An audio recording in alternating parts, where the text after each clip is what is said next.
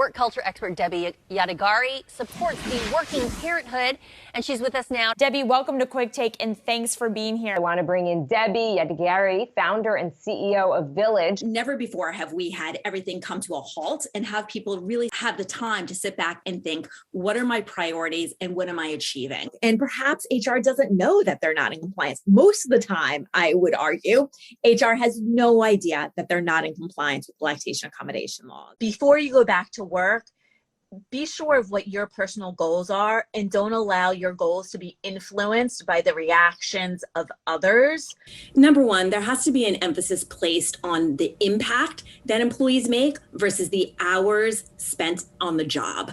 Meaning, you can work 10 hours a day at your desk, but if you can give more creativity and make greater impact by working 25 hours from a hammock in Hawaii, go for that. Statistics show that many employees would be willing to take a step back in pay in exchange for the ability to work from home. Do you think that this environment, this work culture is here to stay? I think companies are still trying to find their place. What I can say definitively is we are not going to be returning to what once was. We're going to be redefining our new normal. But companies come out with these great policies.